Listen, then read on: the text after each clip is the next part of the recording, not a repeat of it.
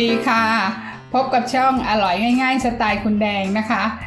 เป็นการทำอาหารสำหรับครอบครัวนะคะทุกคนทานได้ทำได้ง่ายๆนะคะอยู่ที่ไหนก็ทำได้นะคะวันนี้นะคะจะทำเมนูที่ไม่มีเนื้อสัตว์นะคะเป็นเมนูมังสวิรัติค่ะเต้าหู้คั่วพริกเกลือไปทำกันเลยค่ะส่วนผสมที่จะใช้มีไม่มากนะคะก็จะมีเต้าหู้ขาวนะคะใช้2แผ่นอันนี้แดงล้างทำความสะอาดไว้เรียบร้อยแล้วแล้วก็ซับน้ำมันโทษนะคะซับน้ำไว้เรียบร้อยแล้วให้เขาแห้งจะได้ทอดง่ายๆนะคะ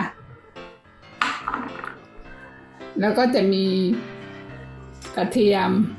20 กรัมรากผักชี4รากแล้วก็พริกแดงจินดา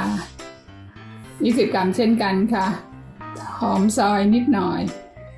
เครื่องปรุงก็จะมีแค่เกลือน้ำตาลทรายแล้วก็ซอสฝาเขียวไปทำกันเลยค่ะเริ่มจากเปิดไฟเลยนะคะให้กระทะร้อนแล้วก็เติมน้ำมันเดี๋ยวเราจะทอดเต้าหู้ค่ะไม่ต้องใช้น้ำมันมากนะคะใช้แค่พอประมาณวิธีทอดไม่ให้เต้าหู้ติดนะคะเราก็ใส่เกลือไปในน้ำมันเล็กน้อยนะคะน้ำมันร้อนแล้วนะคะเอาเต้าหู้ลงไปทอดเลยค่ะ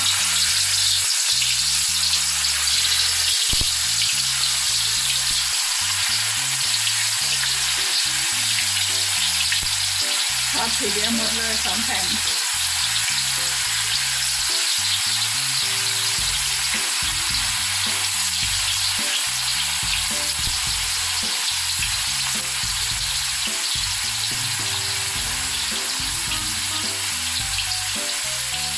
ทอดง่ายๆนะคะทุกคน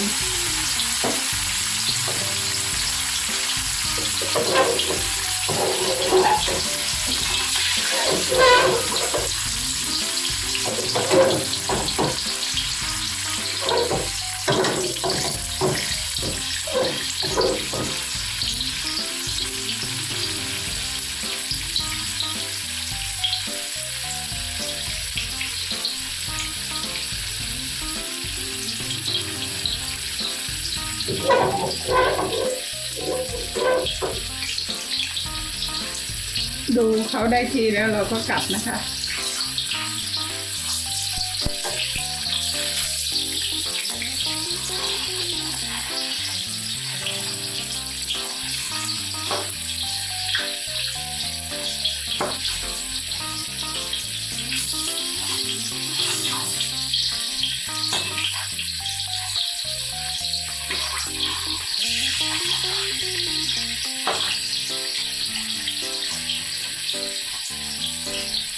สีสวยงามมากเลยค่ะทุกคน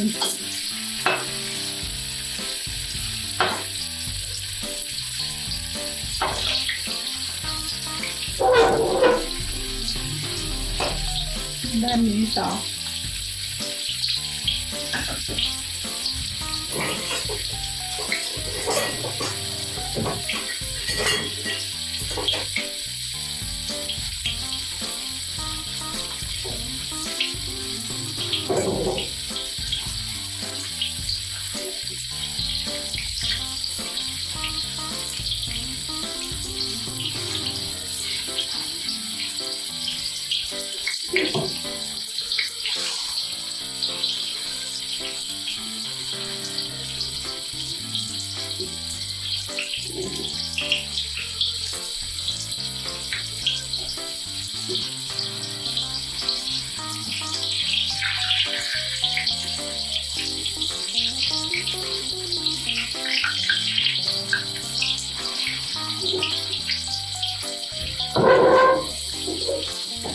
เราพยายามให้เต้าหู้ได้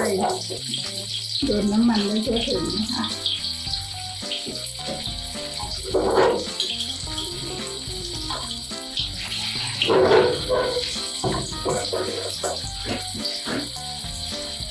สีสันสวยงามมากเลยค่ะ ผ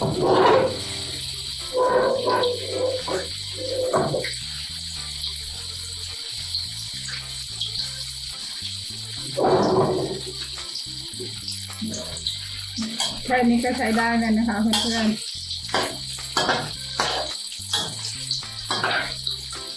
เดี๋ยวตักสดิบน้ำมันนะคะปิดไฟเลยค่ะ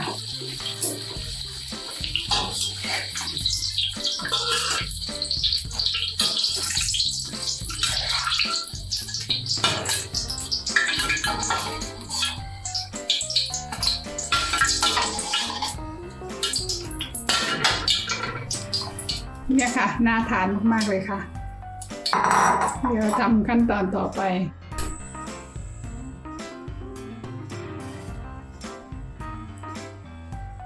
ก็จะเจียวกระเทียมนะคะเอากระเทียมมาเจียว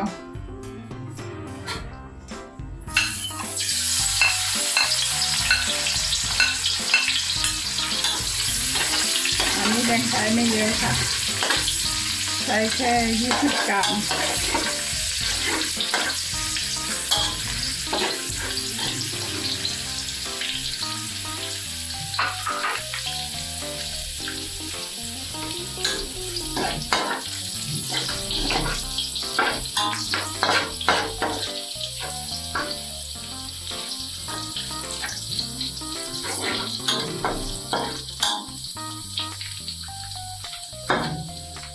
เจียวแค่พอหอมนะคะไม่ต้องให้เหลืองมากอันนี้ก็ได้แล้วค่ะเดี๋ยวตักผักไว้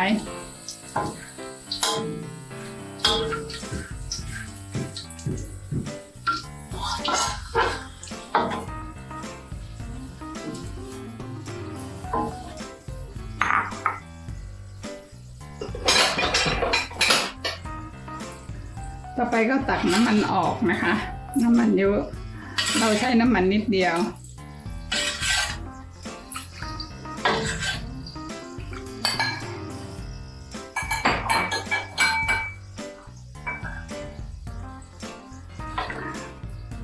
เอารากผักชีกับพริกแดงจินดาลงไปคั่วนะคะ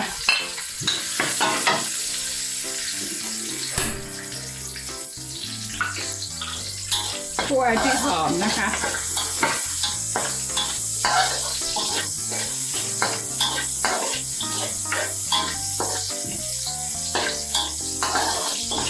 ไม่ต้องคั่วนานรากผักชีกับพริกหอมแล้วนะคะเราก็เอาเต้าหู้ลงไปผัดเลยค่ะ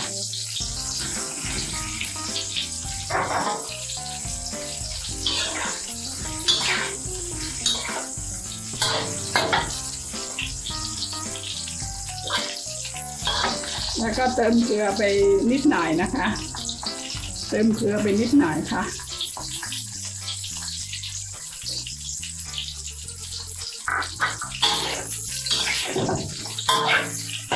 อันนี้ใช้ไฟอ่อนนะคะไม่ต้องใช้ไฟแรง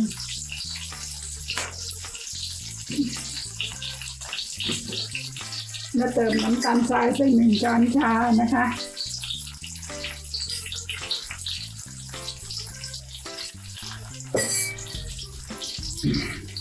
แล้วก็ซอสฝาเขียว1 ช้อนชาเช่นกันค่ะ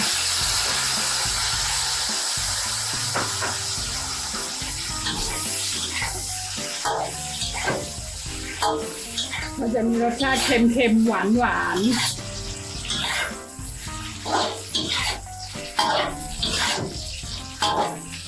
แล้วก็ใส่กระเทียมลงไปเลยค่ะกระเทียมลงไปผัดเลยค่ะ